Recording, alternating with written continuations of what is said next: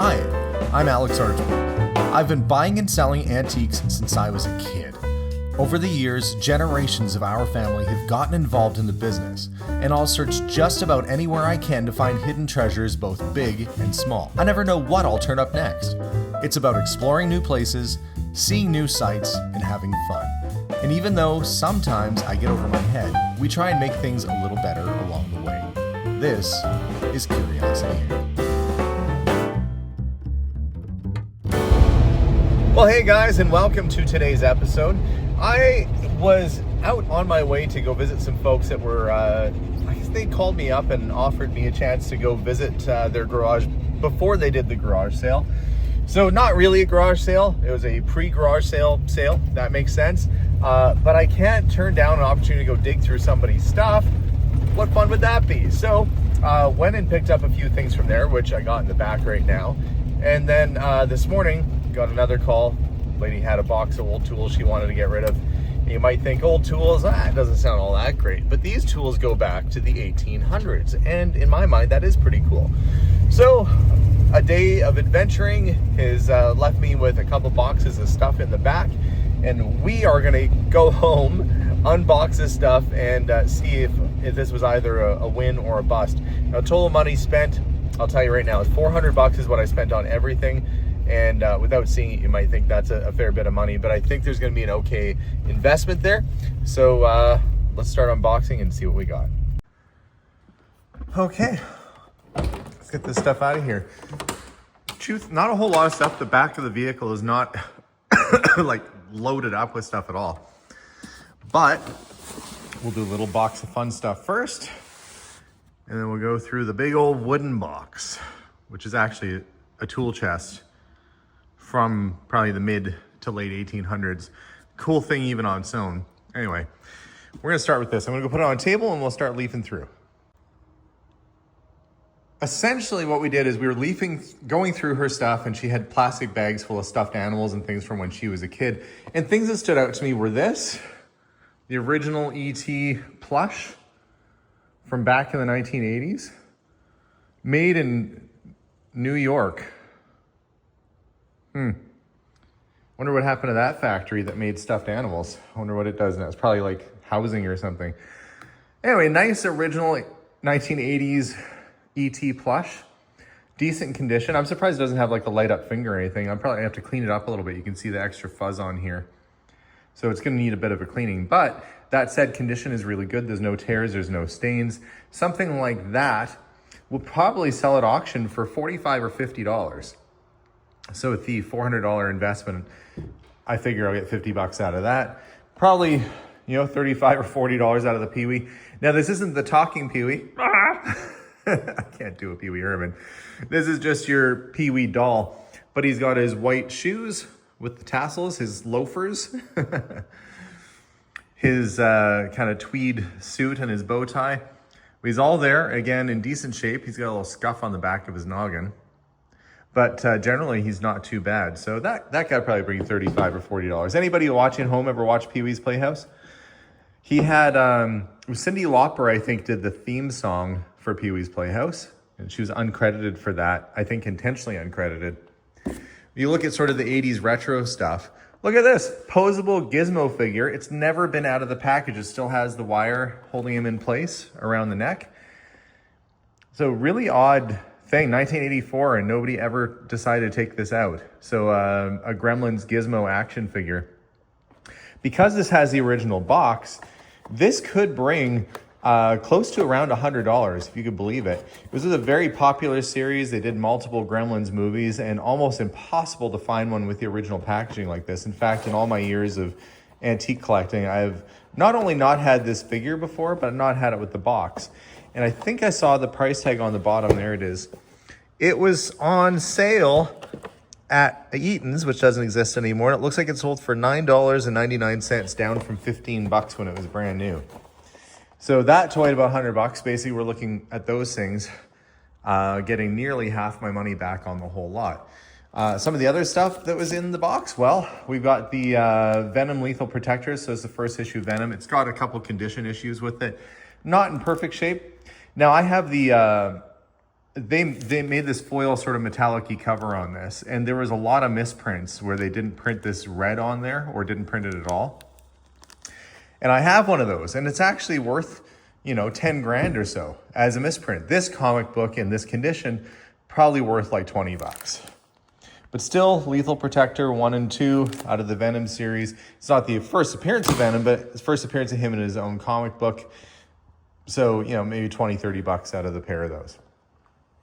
There were 2 of these nice replica pistols. I'll say that now, so if somebody's like, Alex, you showed a real gun online. Well, no, I didn't. And even if I did, anyway, this isn't real. This is a replica. But really nice replica. These are oftentimes made in Spain. I don't know where that one's made. But these are just meant to replicate a real pistol, but they feel right. They're made of metal. Everything works and moves just like a real gun would. And we used to sell these replicas at my store for around $120 each. In, pre-owned condition, I still get about half of that. So maybe at auction, probably get 50 bucks per pistol. So you're looking at another $100 there. So nearly all my money back from what I spent today. We're almost getting a profit. We got a couple nice pocket knives. That one, it's an Uncle Henry. It's got a broken tip on it though. Darn, I didn't notice that. I think it's got a broken tip. Oh, no, that's the other end of it. No, it's fine. These are a decent pocket knife. These brand new are what, $40, $45 or so for an Uncle Henry. So probably get, 20 bucks out of that. So, and we got another one there. So basically we'll get close to getting all my money back out of just this little lot of stuff. Seems wild, just a little box or assortment of things, but the guns are decent quality, the Gremlins gizmo in the box, the Pee Wee Herman. So I tried to find a few things that were of interest. Now, that said, I didn't pay 400 bucks for all this stuff. We still have that big toolbox to go through. I didn't want to pass this up either. This is a box of 1990s Skybox basketball cards, specifically the 91-92 season from the looks of things. Looks like there's maybe some hockey stuff mixed in here too. But there was some exciting stuff happening around this time. Michael Jordan was in full swing. The Chicago Bulls were the team to beat. And some of these early basketball, well, I shouldn't say early, it's from the 90s, but some of these older basketball cards are quite collectible because that's really golden age basketball era, the 90s. Now, they did overproduce a lot of this stuff, but if I can find a few key cards in here, they could potentially be worth a bit of money. Now, if you go online, you'll see that some people are asking some really big dollars for these cards once they're graded, but they have to come back with a high grading. The Michael Jordan is quite good out of this set. And the Dream Team cards, somebody has a complete graded set, and it actually did sell for over $1,000. So what looks like sort of a generic box of cards is really like a scratch and win lottery ticket because you don't know what you're gonna get till you go through the whole thing. So I'm gonna go through this and I'll give you guys an update at the end of the video if I found any good cards out of here. But according to the internet, there's definitely potentially some good value out of this set. I just got to dig through it and see if anything good is in there. Other things of note out of this little box, an 84 O-Pee-Chee hockey sticker book with Wayne Gretzky on the cover. Some of the stickers are filled in. I wonder if the Gretzky one is in here. That's, the Oilers stuff, which is my hometown, would be the more valuable out of this year because that's where a lot of the stars were playing were on the Edmonton Oilers back at this point. That said, let's see. Yeah, Wayne Gretzky right there. That book as it is, probably 20, 25 bucks. Not a huge amount of money, but still cool, especially if you're an Oilers fan. And these, they actually gave these to me because they said they didn't think they had much value. They had bought them or got them for free from a garage sale, even though they're priced at $5. But I hadn't seen this before. The Gimmicks Book of Records. And look at the date on this thing. This was published in 1981. So this was a record collecting book from when records were still in production. And this is showing all the different types of picture discs that were available around that time. I think it's really cool. So a neat early record collector's book. And then there's this other one, which is from around the same era, early 80s. And it's the album cover book. And it's basically just talking about the album covers as artwork. And it's showing off some of the cooler album covers from the era. So these two record books I just thought were neat, sort of as early music history sort of things. Anyway, nice little fun assortment of stuff. And, oh right, there's still the tool chest to go through. You know you're looking at an old toolbox when the toolbox looks like that. Looks like a pirate treasure chest pretty much, but this would have been the mobile workstation of a craftsman. And you can see he probably uses a workbench at some point. There's saw marks where people laid a piece of wood on there and sawed and accidentally got some chunks out of it. But these tool chests sometimes were works of art. And honestly, this one's more utilitarian, but sometimes they're as nice as the tools themselves. But when we open this up and look inside, we see there's these really nice antique planes. And there's just a variety of different tools. There's another one there.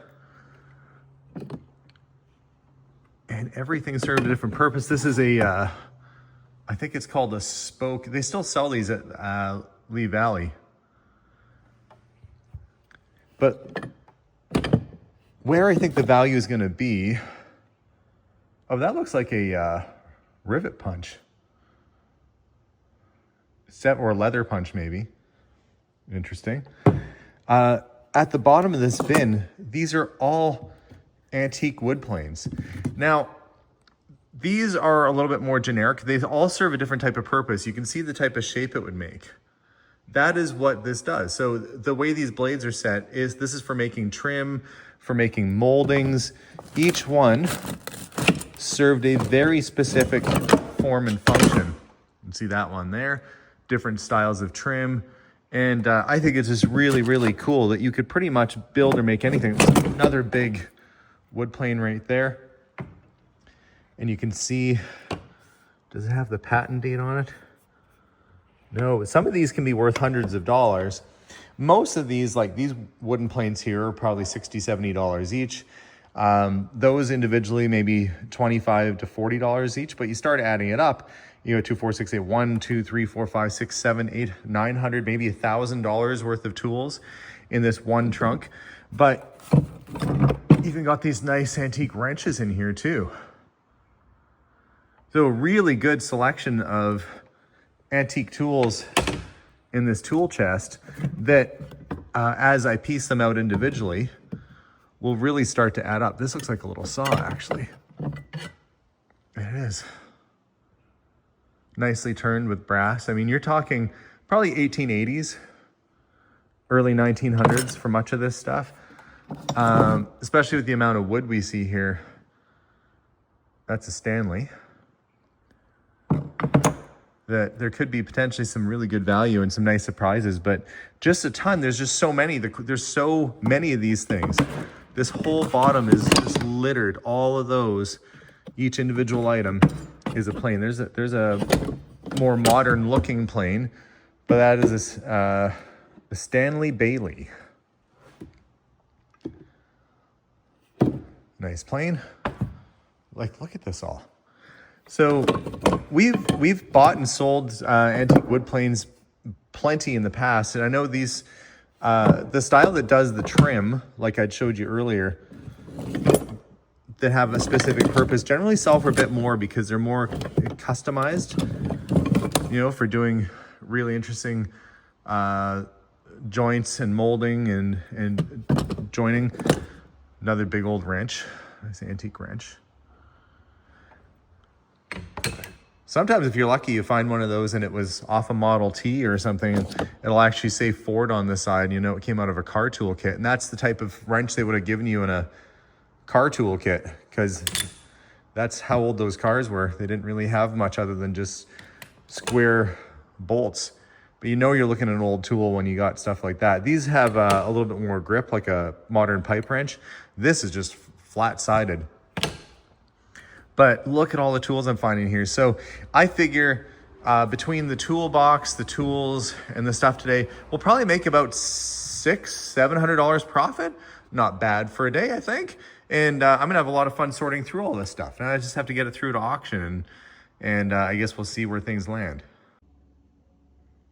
After going through the Skybox cards, I was worried that maybe all the star cards were kind of pulled from here because I went through like half of them and found really nothing. But then I found a stream of Magic Jordan card, Michael Jordan and Magic Johnson, Patrick Ewing, Larry Bird, a lot of the big names, Charles Barkley, they were all kind of together. But look at all these Michael Jordan cards we got. So I don't think any of them are going to be in fantastic shape, but they're not bad. And they're certainly worth selling on their own versus selling that as a whole lot. So some finds in the basketball cards after all. So I got my work cut out for me. I've got to inventory and lot each individual item here, but as you go through, you just find all these little gems and know that each thing will find a new home and hopefully somebody will love it, cherish it, and take care of it, and maybe even put it back to use again. And that's really what my job is. You find this stuff and it's hidden habitat and you get it back out in the market so other people can enjoy it. As for me, guys, I am going to take off. I got a bunch of work to do, but the mystery from the box and the other toys and stuff, just sort of a fun day of finding things. So stay tuned. We do auctions every once in a while, incidentally. I don't know when this video is going to come out, but the auction might have already happened for this one. But for me, we do auctions generally every couple months. So stay tuned to our Facebook page or our YouTube. We announce when these things happen. And we're going to try and get this stuff all back on the market before too long. But guys, thanks again for watching. We'll see y'all soon. And as always, bye for now.